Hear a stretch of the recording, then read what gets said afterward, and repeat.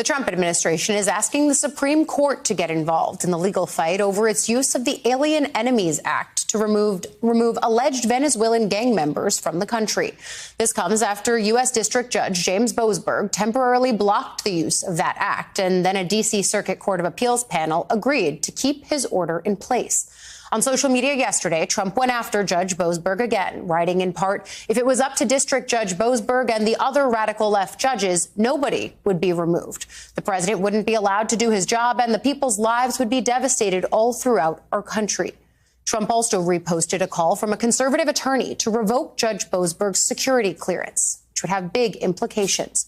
Joining us now to talk through some of those, former assistant district attorney in Manhattan, Catherine Christian. She's an NBC News legal analyst. So let's start there, Catherine. President Trump reposting that call to revoke the security clearance of Judge Boasberg. Can he do that? And what would the impact of that be on the judge being able to continue in his position without a clearance?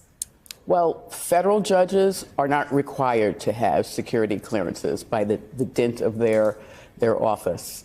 And yes, the executive has wide discretion over who gets a security clearance or not. This might just be more blather. I think the administration has talked about revoking security clearances from people who don't even have them.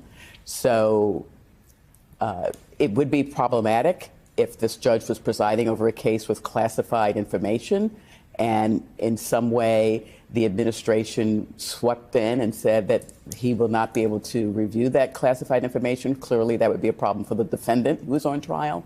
But federal judges generally are not required to have security clearances.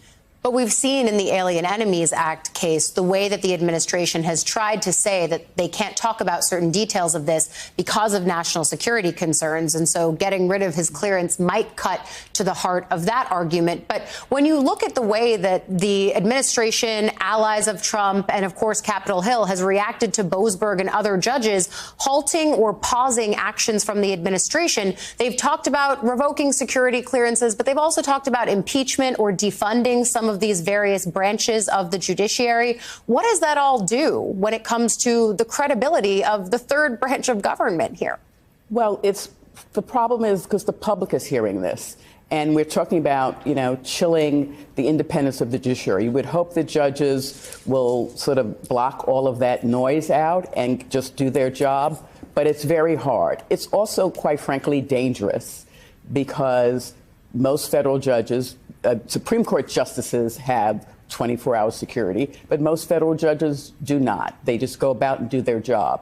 So there are people who hear, these basically threats of impeachment, and they may take actions that could be dangerous to the judges. So it is very disheartening as a lawyer who appears before judges to hear, the other branch of government, the executive, attacking judges they don't like. If you don't like a decision, you appeal it. You don't publicly excoriate a judge. And we've certainly seen that kind of violence as well against judges and their families in recent years. But you talk about the chilling effect here, Catherine, and the president has continued to go after law firms that represent clients he doesn't like. And now to this one. Two more law firms have now filed a suit against President Trump, while another is striking a deal. On Friday, two federal judges who were both appointed by Republican President George W. Bush partially blocked the executive orders against the firms Jenner and Block and Wilmer Hale. The president sought to penalize those firms for taking up cases that go against his agenda and employing attorneys who worked on criminal investigations into Trump. The judges called the orders troubling and retaliatory.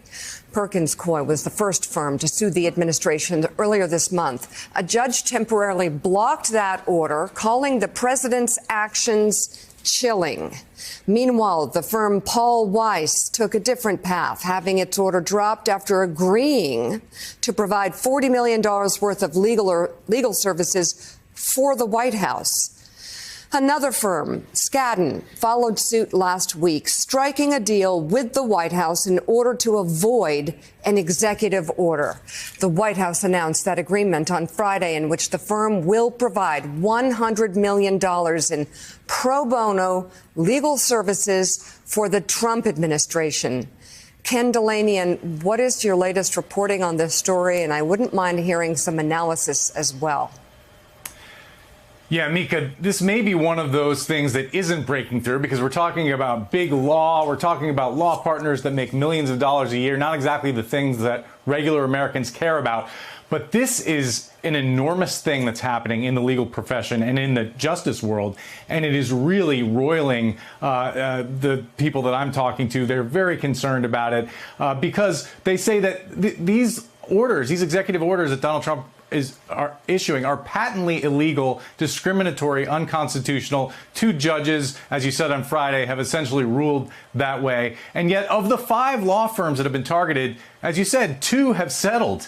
2 have decided to pay some money and do some pro bono work that Donald Trump wants them to do and to make statements about DEI and other things. And that has sparked resignations at both firms because people view that as capitulating to Donald Trump. And as you said, the reason he's doing this is in the case of Wilmer Hale, for example, one of the firms that is suing, it's because that was Robert Mueller's old firm and one of his top aides, Aaron Zebley, is a partner there.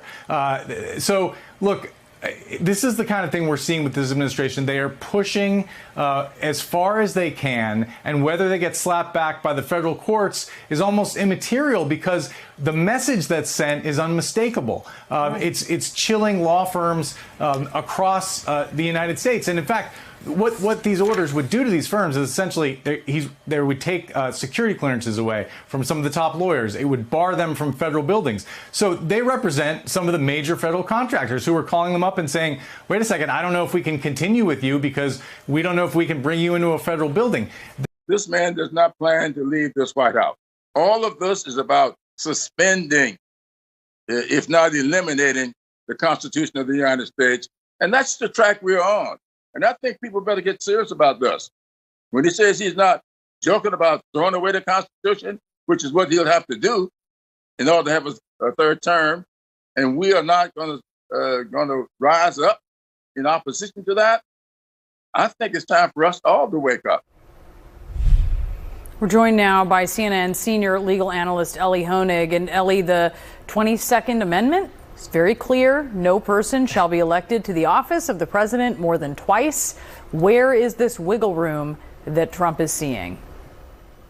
Well, Bree, you're exactly right. Lawyers love wiggle room and escape hatches, and here they're looking at the word elected. So here's the argument. It's fringy, but the 22nd Amendment says nobody should be elected president more than twice. Well, the theory is, well, then maybe what Donald Trump or any 2-term president can do is run as vice president with, let's say, J.D. Vance at the top of the ticket. If they win, J.D. Vance resigns, Donald Trump becomes president. The argument is that, well, that wouldn't be getting elected. That would be becoming president through the line of succession, ascending to the presidency. So now the biggest problem with this, of course, though, is earlier in the Constitution. The 12th Amendment tells us that any person who's ineligible to be president is also ineligible to be vice president. So you would think that ends the question. That seems pretty straightforward. There is a very fringy, extreme school of thought that the 12th Amendment doesn't quite close the door on this, but I think those advocates are trying to thread a needle that is not threadable. A little too cute by half there. So Trump said in addition to the J.D. Vance option, there are others too. That's a quote. What are they? Well, the most straightforward option, it's completely unrealistic, but we can always amend the Constitution. I mean, we have done that 27 times in our history. It's virtually impossible in today's political landscape. In order to amend the Constitution, there's 2 ways to do it. One, we can convene a series of statewide constitutional conventions. That's never happened. That's not going to happen. 2, maybe equally as unlikely, you would have to get a 2/3 vote in the House of Representatives, a 2/3 vote in the U.S. Senate, and then 3/4 of the states, 38 of the 50 states would have to ratify that. So in theory, you could do that, but there's a 0.00% chance of that happening in reality. And I mean, just talk about why this is an important tradition that has been codified in the Constitution. This is something that makes America quite extraordinary. Well, and that's exactly why I think these end runs, playing with the word elected or trying to argue the 12th Amendment doesn't apply somehow, that's why I think they're disingenuous and dangerous. Part of what we have to do when we look at the Constitution is look at the spirit, look at the intent. I mean, George Washington stepped down after 2 terms because he understood we don't want a king. The reason we ratified the 22nd Amendment in 1951 after FDR had served 4 consecutive terms is we didn't want that. So you're right. I think norms are really important here, and that's part of what's different. Look, Bill Clinton and Barack Obama both served 2 terms. Neither of them, and so did George W. Bush, none of them ever in any serious way spoke about, considered, gave any life to the possibility of a 3rd term, and Donald Trump's doing it differently. So you have a Republican Congressman, Andy Ogles, who has proposed changes to the 22nd Amendment. He did that just days after Trump took office back in January to allow Trump to serve a 3rd term, drawing a distinction between consecutive terms and non-consecutive terms. What do you think about that? That's what we would call a distinction without a difference. I mean, who cares? The point is, we don't want kings in this country. It doesn't matter if they take a few years off in between. But look, God bless. I mean, if he wants to propose a constitutional amendment, if he can get 2/3 of the House, 2/3 of the Senate, and 3/4 of the states, then that'll become the way we do business. But I think he's looking for some way to argue that this situation is somehow different than the rest of our history, and it doesn't fly to me. All right. Ellie Honig, thank you so much for taking us through the legal ins and outs of that. All right. Still ahead tomorrow, we may see how voters are responding to President Trump's 2nd term agenda. We'll take a look at special. Trump is threatening the judge. He's threatening the judge's career. He's threatening their ability to do it. Now, we should be clear that judges don't require security clearance to work as a federal judge. It's not necessarily a requirement of the job. But there's a couple things. One, Trump doesn't necessarily know that. Trump is dumb enough to think that maybe you do require it. And as a result, by him removing it, it's a way of firing the judge. Now, Trump might be told by an advisor, sir, it doesn't work like that, but that might be Trump's intent. But it's also weakening this judge's ability to do their job. And a good judge might say, well, if I don't have security clearance and I can't view certain classified documents, how can I be the best judge I can be? One of the benefits of a judge having security clearance is if there is a case around classified documents or, classified information that a person might need to testify on, maybe you have to, have the jury, all of this, you have everybody sworn to secrecy. There's extra provisions that a judge that has security clearance can actually do that. But if a judge doesn't have it, it limits it. But the point with all of this is Trump threatening the legal apparatus, threatening judges, threatening law firms, threatening the Constitution itself, because he views himself as an emperor above the peasants being the American people, but in particular, non-wealthy American people. He sees himself as better than you, not just in the classic I have more money than you, but in the very, very, anti-American sense where it's like, no, I am literally better than you. Like, I am above the law.